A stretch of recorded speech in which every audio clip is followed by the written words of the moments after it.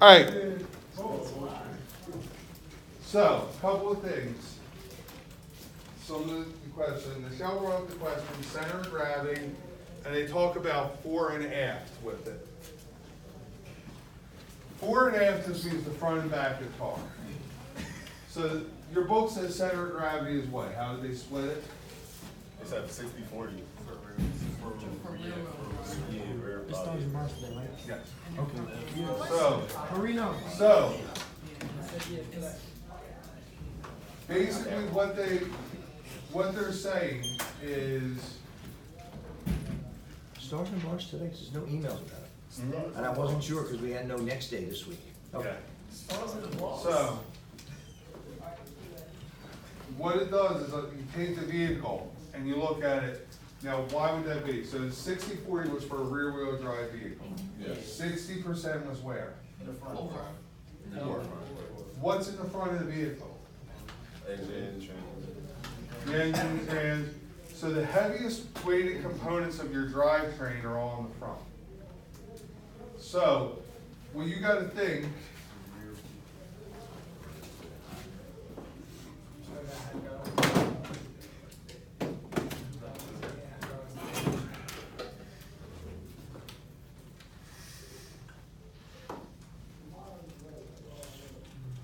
let's see if I can find them like right there.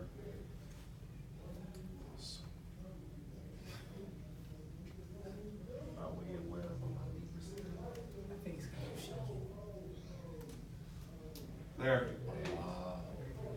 Center of gravity. You got it. Okay?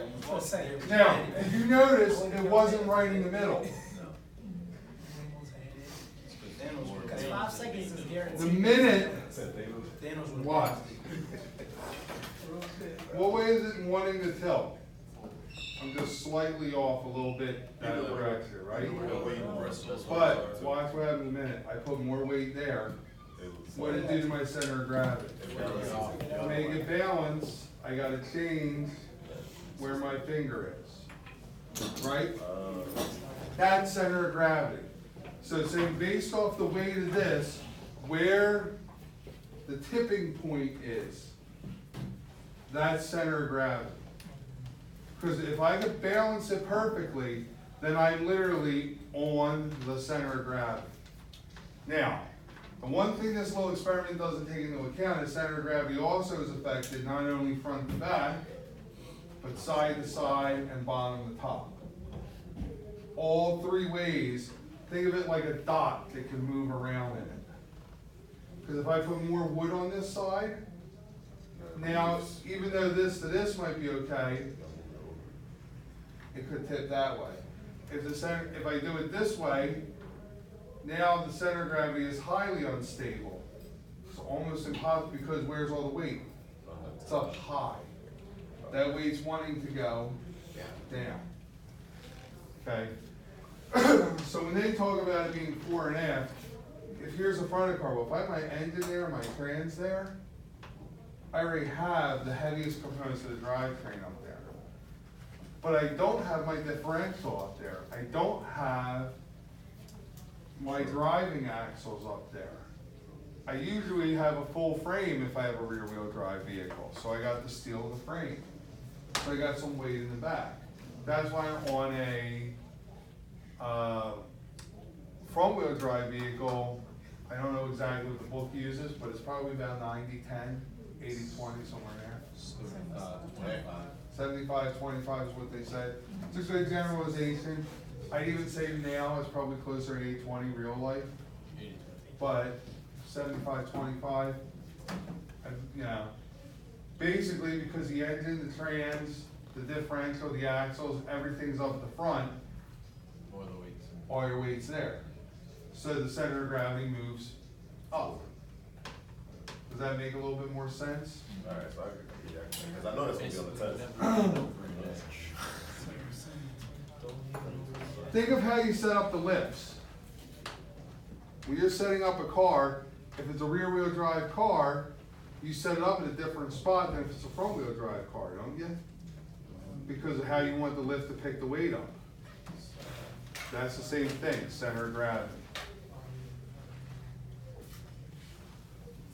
What else we got questions about?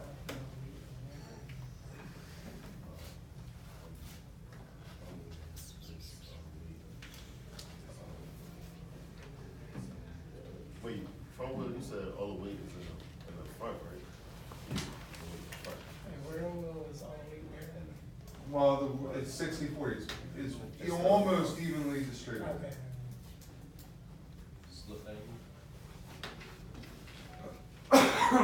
Slip angle, basically what we're really talking about with that is how much the tire, remember, our goal is to have the tire keep turning. But when you do a turn, the tread doesn't perfectly go, it actually has slip.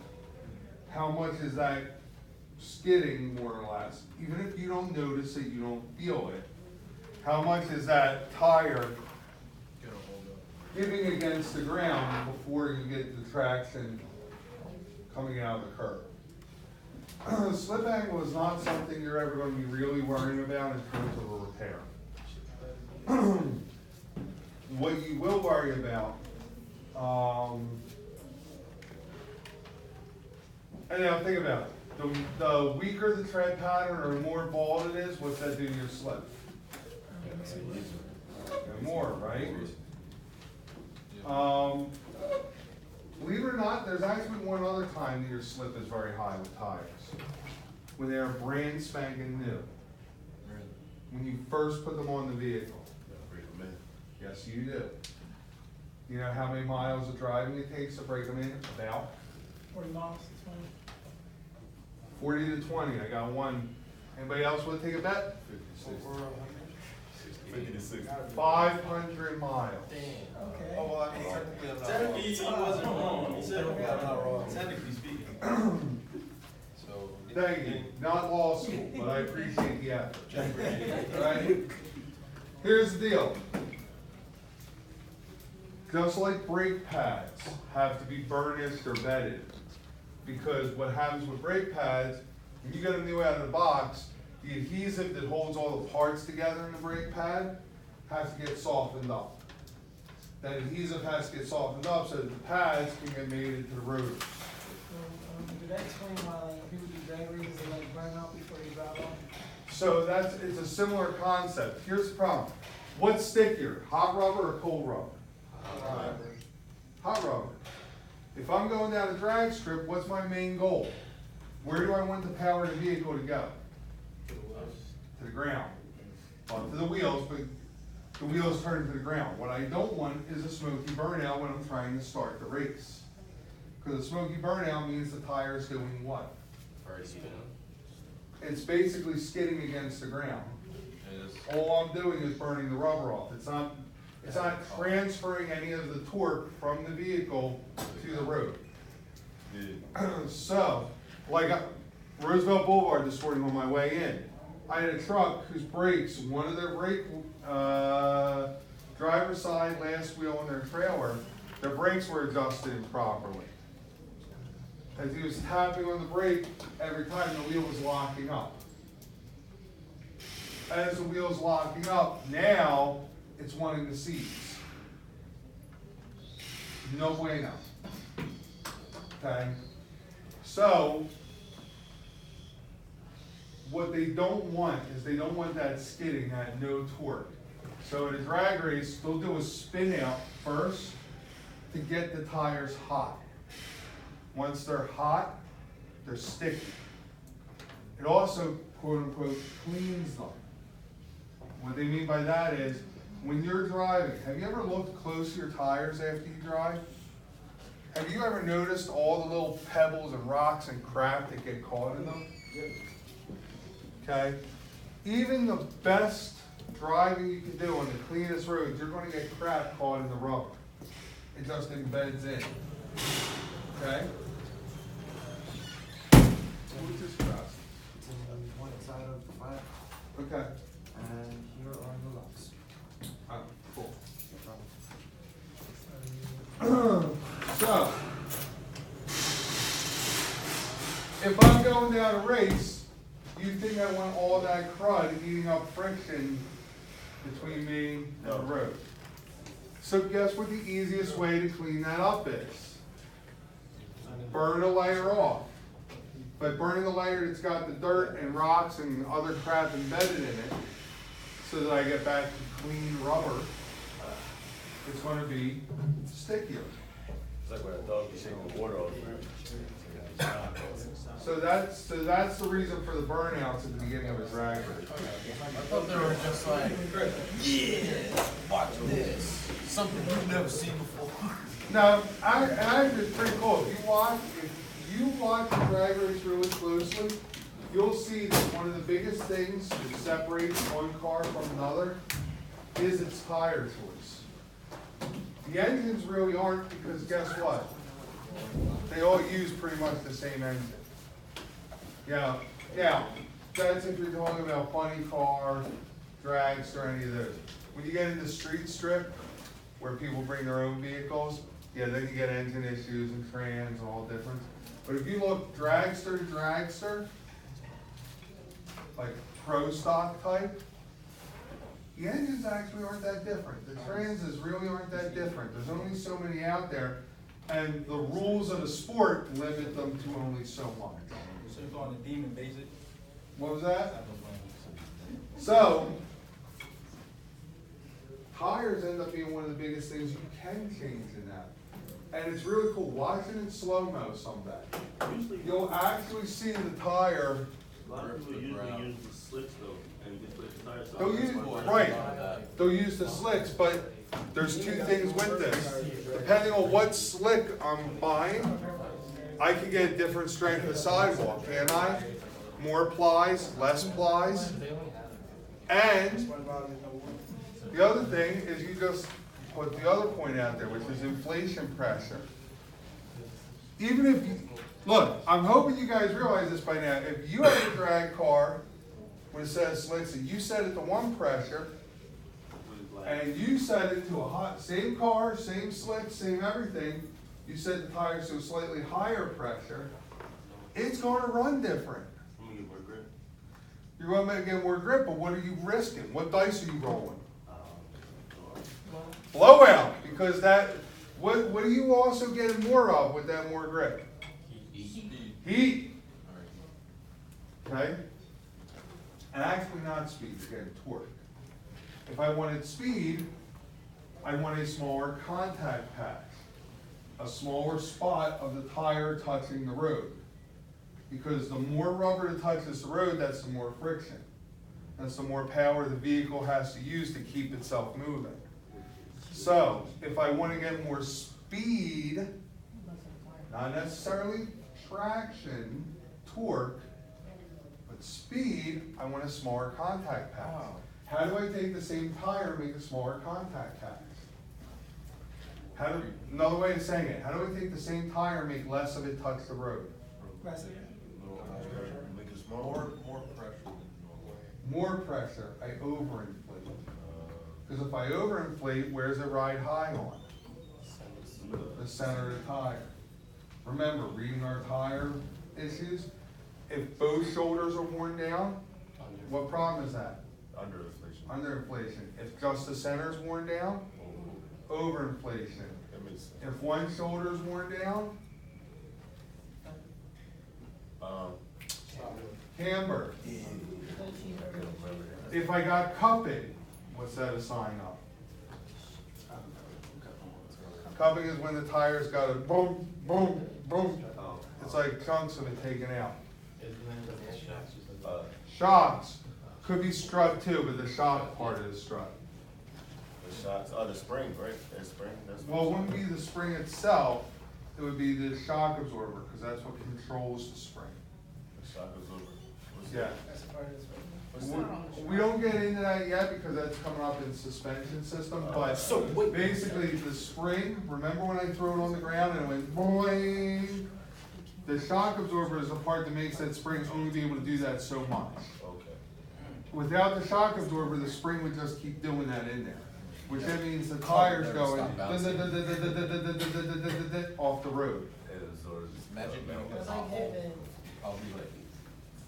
car as soon as you're in it. Oh, you're, Make you a kickflip. believe it or not, that's why, that's one of the biggest things we check in state inspection with Pennsylvania. Oh, wow. Because if your shock absorber fails, your ability to control the car when you hit a bump, when you hit a hole, when you hit, your ability for vehicle control, because now, go back to the conversation we were just having. If your shock absorber's bad, and your springs are going all over the place, what's happening in your center of gravity?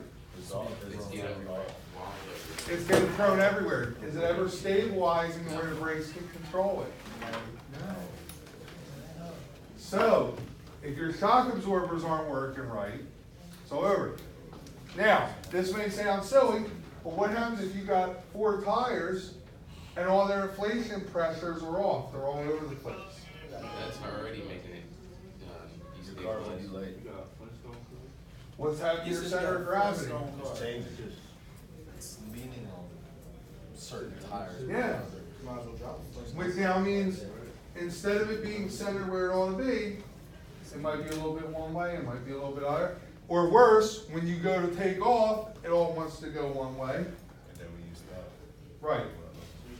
Now, we're gonna talk about this in suspension and steering, but there's 3 directions of movement that we're trying to control.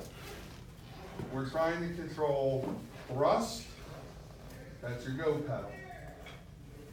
When you hit thrust, where's the center of gravity wanna go? To the bed. Ha! Back. It's like the G's, right?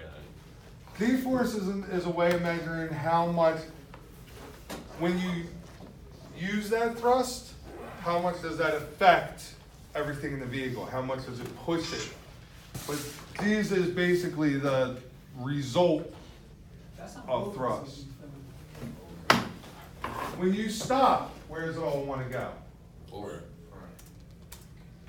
And then, we also have rotational.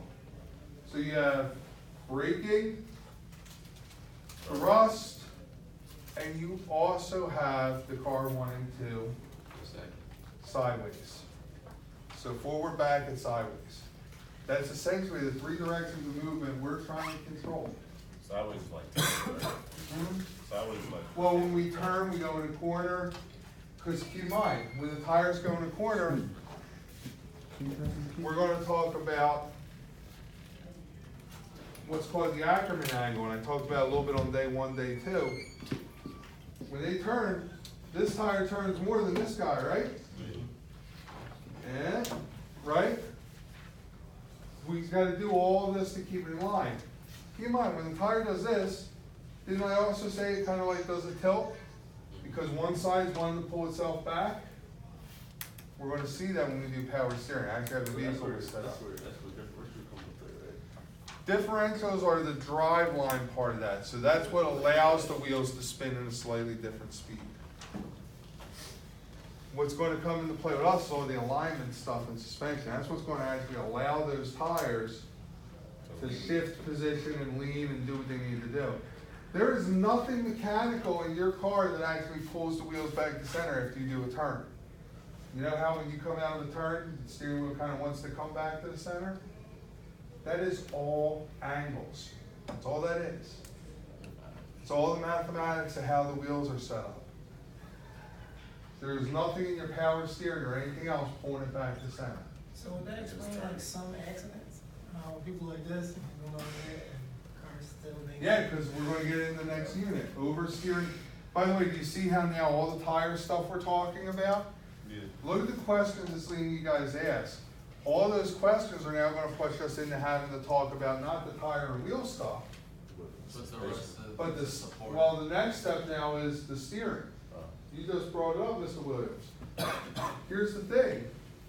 If we can talk about tire and stuff all day long, but understanding, okay, well, some people overreact, underreact, things happen, what part of that is the car playing?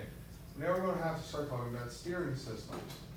If a power steering system, how it works, why it fails. If it fails, what's your customer doing then?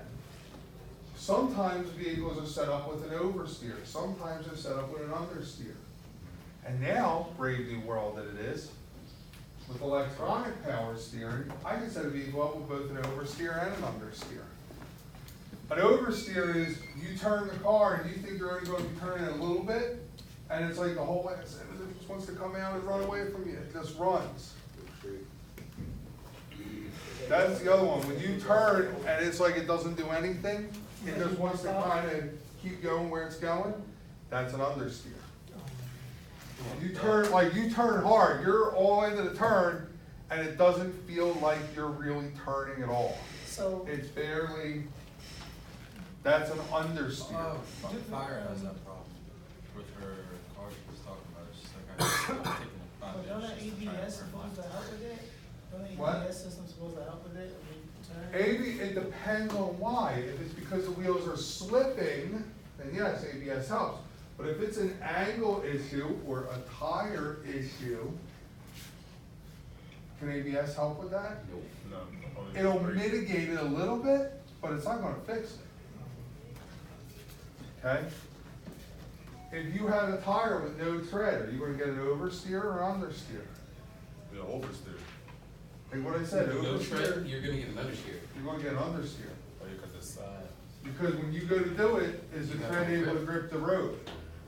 If it's got next to no tread left, is the tire gripping the road really? No. So when you go to make the turn, when, instead of the wheels helping pull the vehicle into that turn, what's gonna happen to the wheels? They're gonna be turning, the vehicle's momentum's gonna keep pushing it this way. Now, it'll eventually start tracking into that turn, but not the way you think it will. You'll be sitting there, holding it, crossing your toes, hoping that it's gonna go into it, because with no tread, it's got no grip on the road, momentum's pushing it this way, it's gonna keep going that way, until eventually enough friction causes the wheels to push it over. But that's an understeer. You're turning hard, and the vehicle ain't. Shimmies, pulls, vibrations. If I have a tire this side of the vehicle, front tire is deflated, this side is inflated right, what am I gonna get? That blinking light? Well, you're not, it's not gonna be a blinking light, you're gonna get a light on the dash, it's a You're TPMS. gonna get a There's no way. But what else are you gonna get? What's the customer, even, let's say the customer don't ever pay attention to their dummy lights. You're gonna get a vibration. Is it gonna be a vibration or is it gonna be a pull? It's gonna get pulled, but then again, it's also gonna be a vibration depending on how low the tire is. Yeah, but I'd have to get to a certain point for it to get me. However, even a little bit, slightly deflated over here, I might get a pull or a drift. Remember we talked about the difference between a drift, a pull? I must have missed that. Okay, I don't remember. going down the road. If you let go of the steering wheel and the car kind of automatically wants to go, wah, that's a pull. No, it can happen on any of them. And you said the steering wheel did that? No. You let go of the steering wheel, you're not holding it straight anymore. Car instantly wants to go to the side. That's a pull, okay? If you let go, you're going straight, you let go of the steering wheel, and the car just slightly starts tracking over. That's a drift. Okay? A pull, you might even feel on your hand, like you're having to use effort to keep the vehicle straight. When you have a drift, it's not taking any effort to keep the vehicle straight, but when you take your hand off the wheel, it kind of wants to go. So a pull, you're fighting. A drift, you don't know it's there until you take your hand off the wheel. Does that make sense? Alright, did I go hand in hand with, over and understeering or no? Well, not so much, but pulls and drifts can be related to a steering issue. They can be related to an alignment issue, they can be related to a suspension issue, or they can be related to a wheel tire issue. Okay? Oversteer, understeer are more just names for conditions that might be going on. Now, a wander. when you take your hand off the wheel, remember how I said the wheel kind of wants to come back to center? In a vehicle that's aligned properly, everything's right, the wheel wants to kind of stay in center. When it doesn't want to stay in center, you're going down the road and it kind of weaves a little on its own. That's a wander. See, I ain't know when it's car like that. I ain't know that. Is it a problem if your car just goes straight? If it goes straight, that's what it's supposed to. So, If you take your hand off the wheel and the car goes, you're good. However, so wanders are the least common of any of these. They can happen. But you gotta have, basically a wander is two different drifts going on at the same time. And so the vehicle kinda is doing this, it's going back and forth. If you have multiple, like for instance, think about it this way. If my tires are deflated on the one side, on the left side, but now the right side, my toe is off. Your jeans are like that. I be in the backseat of my car, bro. I don't really pay attention to Toe, well, the toe would be negative on the right side. This tire, the toe is fine, but it's running low. You might, yes. Now, it depends on how low it is. You still might be getting a vibration because of the toe over here too. These always stuck.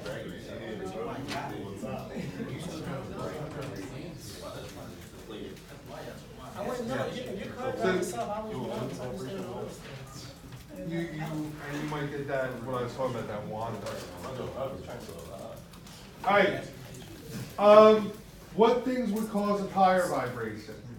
they're still lining, popping up, well, where it is, they would be like that faded little ribbon. Okay, could be a broken cord or a broken belt, depending on what term is used. What else?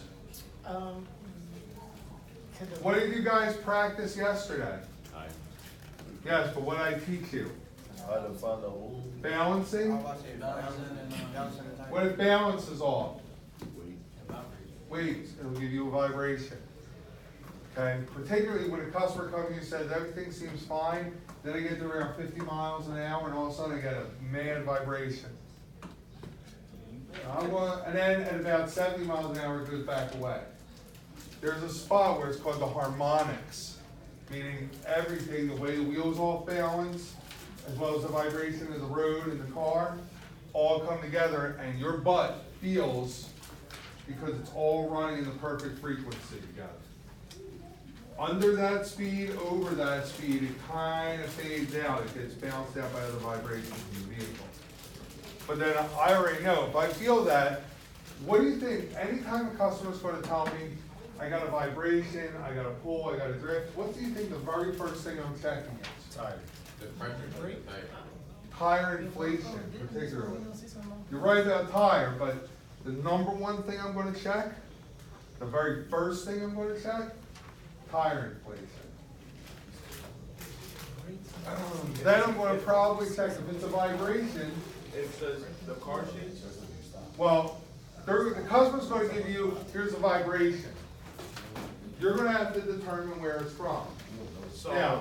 by the same vibration, you mean like when you go certain speed, it starts vibrating the car? Yeah.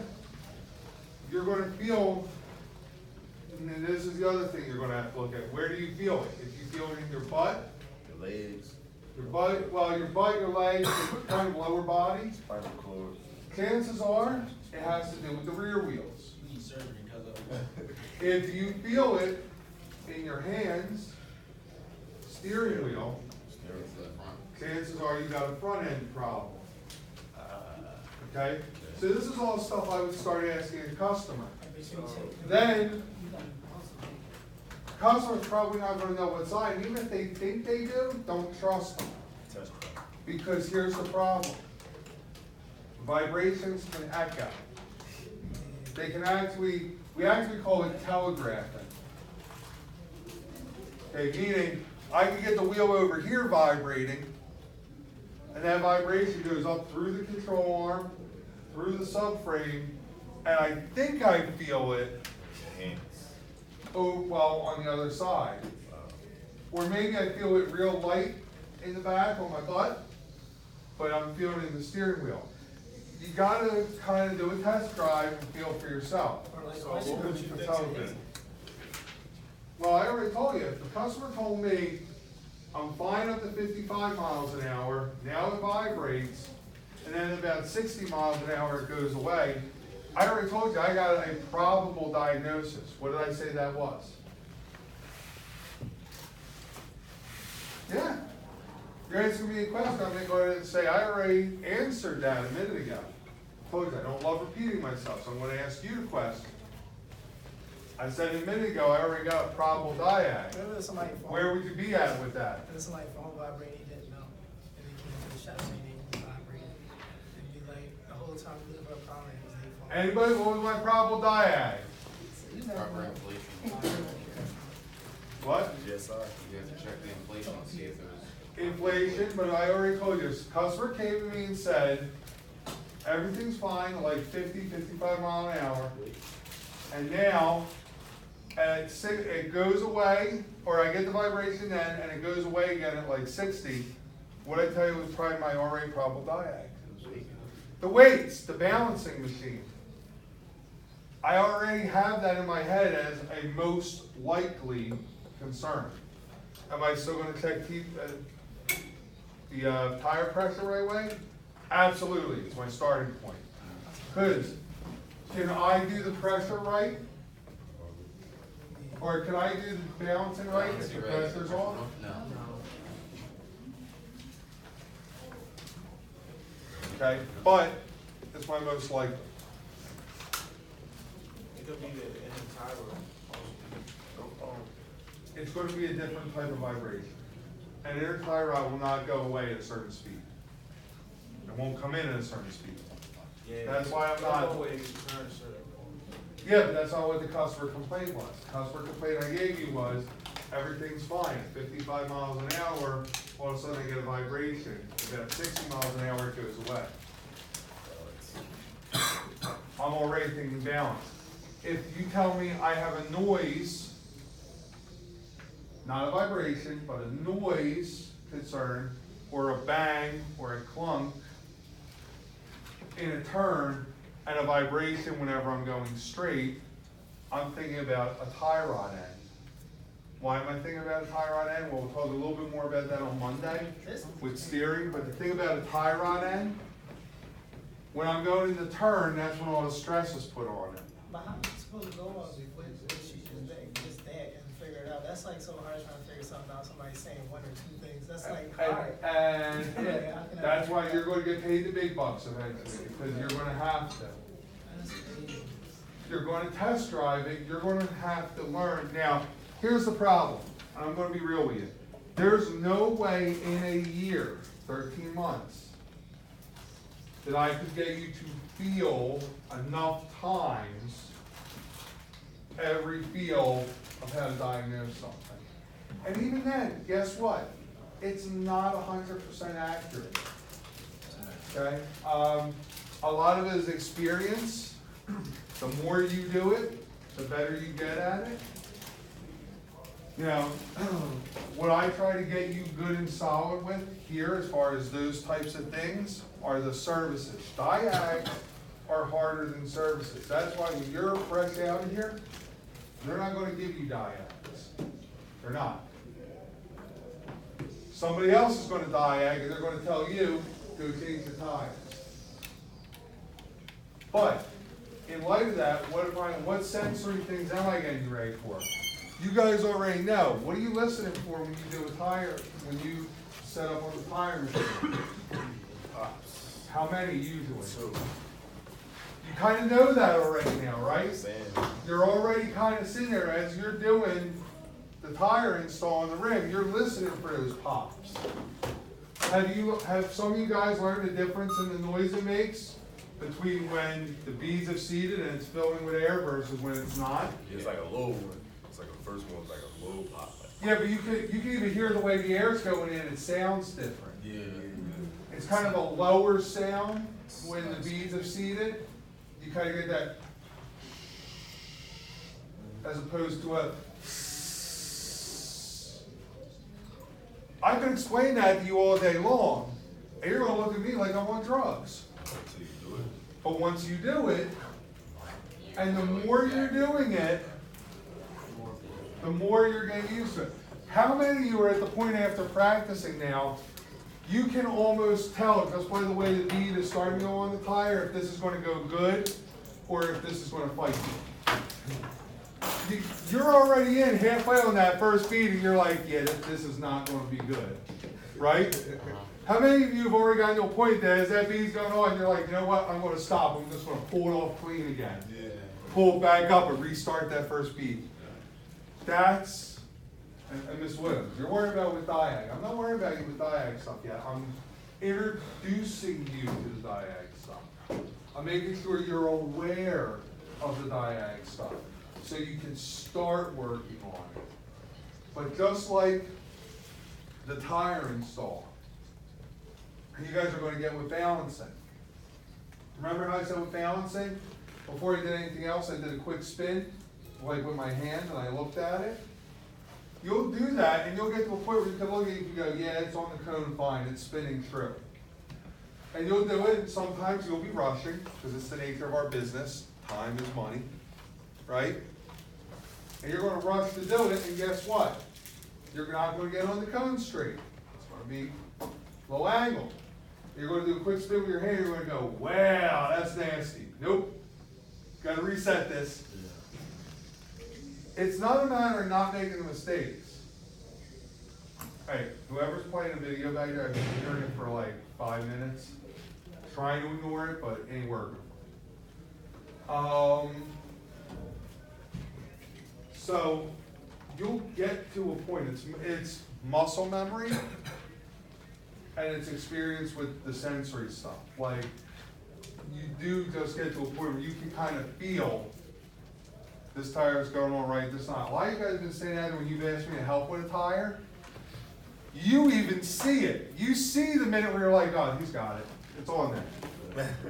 And like, I've even seen somebody with the frustration, like, I've been over here for like 5 minutes trying and it didn't. You walked over, and it's not even filled yet. The bead hasn't even seated, and you're already going like, yeah, he's got it. It's going to go on. You get to that point, you know it because you start getting experience with the sensory stuff. And that's the level you want to be at, because once you're at that level, then it's not a matter of trying to figure out, well, what do I got to do or how. You can then be thinking about the rest of the job in the back of your head. While you're doing it. And you're doing this, and your eyes, your nose, your mind, everything's paying attention. And you just know this is going to go good, or you know what, I just got to start this spot over, no big deal. Also means you know when it's starting to screw up. If you know when it's starting to screw up, you can catch it and fix it.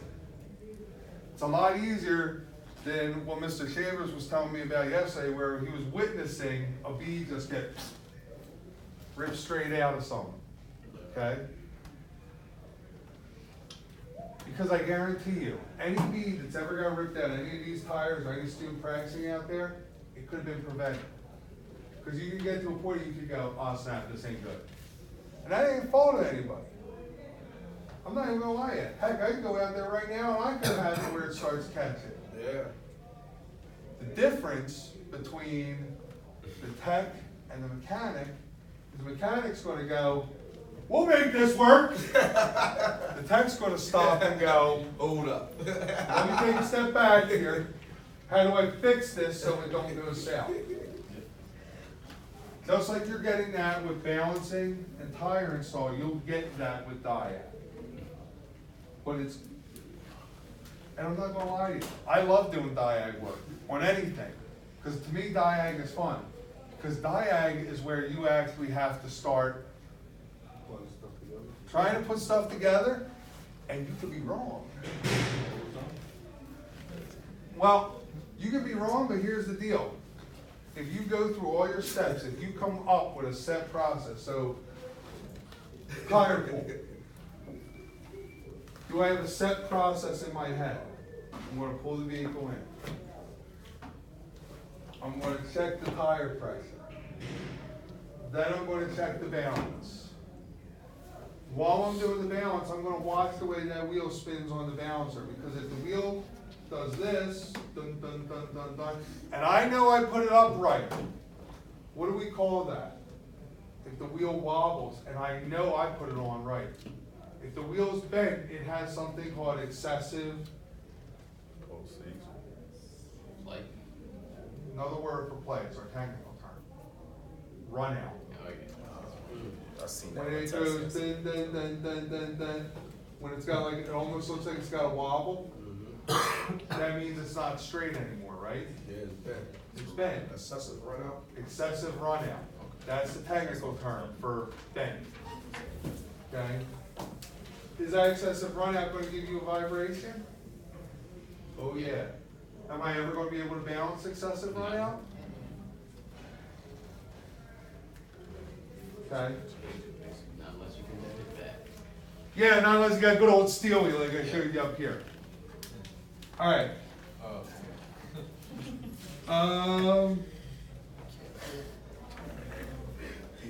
How we feeling? Has this conversation been somewhat helpful?